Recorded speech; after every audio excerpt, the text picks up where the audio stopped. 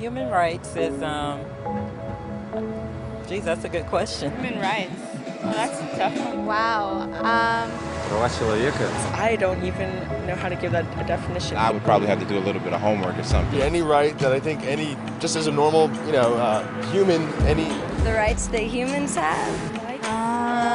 Oh, that's a very large debate. Menneskerettigheder kan betyde mange ting. Tú le puedes preguntar a 20 personas y te van a dar 20 diferentes opiniones. Non saprei, è una domanda complicatissima. Guess we just take them for granted that they're there, but we don't even consider what they are.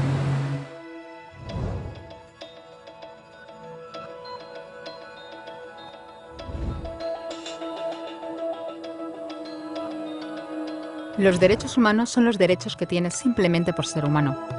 Es la forma en que instintivamente esperas que se te trate y el trato que mereces como persona, como el derecho a vivir en libertad, hablar con franqueza y ser tratado con igualdad. Hay muchos tipos de derechos. La mayoría tienen que ver con cierto grupo. Pero los derechos humanos son los únicos que le corresponden absolutamente a todo el mundo en todas partes. Eso significa niños, gente mayor, pobres, jugadores de básquet, basureros, cantantes de rap, maestros, africanos, indios, albanos, cristianos, musulmanes, cabalistas, ateos, tu madre, tu padre, el vecino y tú. Todos tienen los mismos derechos humanos exactos. En otras palabras, son universales. Pero la cuestión sigue en pie. ¿Qué son? Name the human rights? What the human rights are? the right to live, equality between all peoples. Right to religion, the right to... Is there supposed to be a list somewhere I should be aware of? De acuerdo con las Naciones Unidas, hay un total de 30 derechos humanos, que generalmente se agrupan y se llaman simplemente derechos humanos. Se enumeran en la Declaración Universal de los Derechos Humanos, que es el documento sobre el tema más aceptado en el mundo. Pero llevó mucho tiempo para que llegaran. Al principio no había derechos humanos. Si estabas con la gente adecuada, estabas a salvo. Si no, no lo estabas. Pero entonces Ciro el Grande decidió cambiar todo eso. Tras conquistar Babilonia, hizo algo completamente revolucionario. Anunció que todos los esclavos podían irse en libertad. También dijo que la gente era libre de elegir su religión, sin importar de qué grupo fueran parte. Documentaron sus palabras en una tablilla de arcilla, conocida como el cilindro de Ciro, y así sin más nacieron los derechos humanos. La idea se extendió rápidamente, hasta Grecia, la India y al final hasta Roma. Se dieron cuenta de que la gente seguía de forma natural ciertas leyes, incluso aunque no se les dijera que las siguieran. Llamaron a esto derecho natural, pero siguió siendo pisoteado por quienes se encontraban en el poder. No fue hasta 1000 años más tarde en Inglaterra donde finalmente hicieron que el rey estuviera de acuerdo en que nadie podía invalidar los derechos de la gente, ni siquiera un rey. Los derechos de la gente fueron finalmente reconocidos y estaban ahora a salvo de los que estaban en el poder. Hasta cierto punto. Todavía hizo falta que un grupo de rebeldes británicos declarara su independencia antes de que el rey entendiera que todos los hombres han sido creados iguales. Es decir, no es que a él le gustara la idea, sino que no pudo pararles, y así nació América. Los franceses siguieron inmediatamente con su propia revolución por sus propios derechos. Su lista era más larga e insistían en que esos derechos no eran solo inventados, eran naturales. El concepto romano de derecho natural se había convertido en derechos naturales. Por desgracia, no todo el mundo estaba tan entusiasmado. En Francia, un general llamado Napoleón decidió derrocar la nueva democracia francesa y se coronó a sí mismo emperador del mundo. Y casi tuvo éxito. Pero los países de Europa unieron fuerzas y lo derrotaron. Y los derechos humanos eran una vez más un tema candente. Se redactaron acuerdos internacionales, garantizando ampliamente muchos derechos por toda Europa. Pero solo a través de Europa. El resto del mundo de alguna forma todavía no cualificaba. En vez de eso, fueron invadidos, conquistados y consumidos por los enormes imperios europeos. Pero entonces un joven abogado de la India decidió que ya había sido bastante. Se llamaba Mahatma Gandhi y frente a la violencia insistió en que toda la gente en la tierra tenía derechos, no solo en Europa. Al final, hasta los europeos empezaron a estar de acuerdo. Pero no iba a ser tan fácil.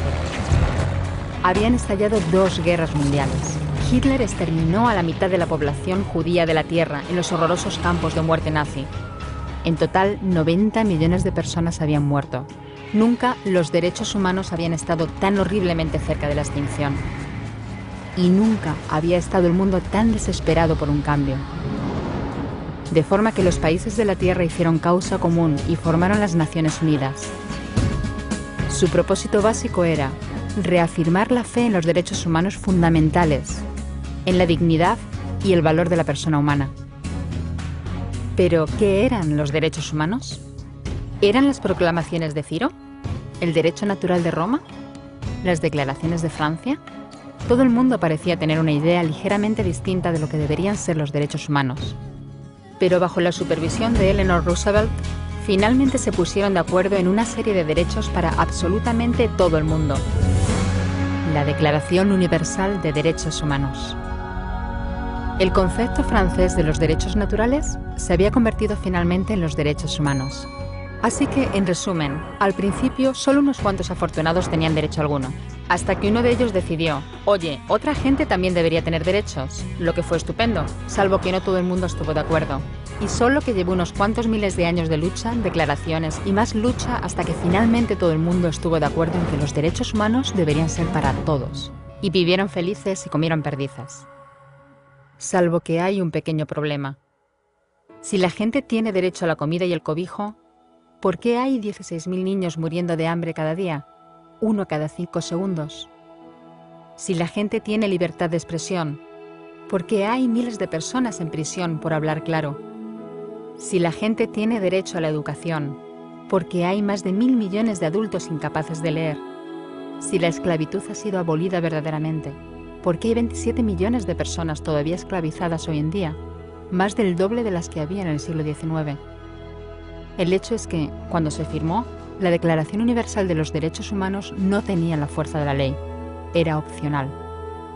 Y a pesar de muchos más documentos, convenciones, tratados y leyes, todavía es poco más que palabras en una página.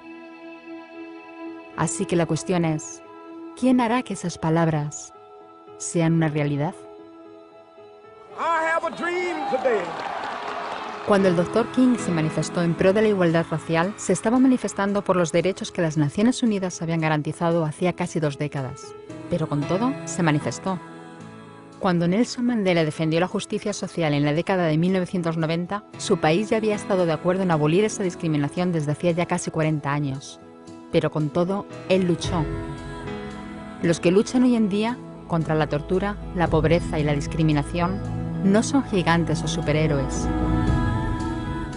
Son gente, niños, madres, padres, maestros, individuos librepensadores que se niegan a quedarse callados, quienes se dan cuenta de que los derechos humanos no son una lección de historia, no son palabras en una página, no son discursos, ni anuncios, ni campañas de relaciones públicas.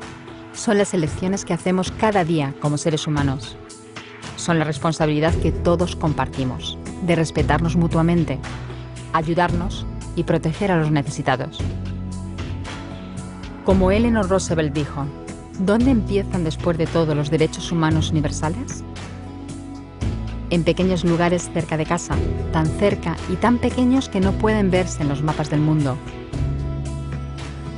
Aún así, son el mundo de la persona individual, el barrio donde vive, la escuela o la universidad a la que asiste, la fábrica, la granja o la oficina donde trabaja. Esos son los lugares donde cada hombre, mujer y niño buscan justicia igualitaria, igualdad de oportunidades, dignidad igualitaria sin discriminación. A menos que esos derechos tengan un significado ahí, tienen muy poco significado en cualquier otra parte.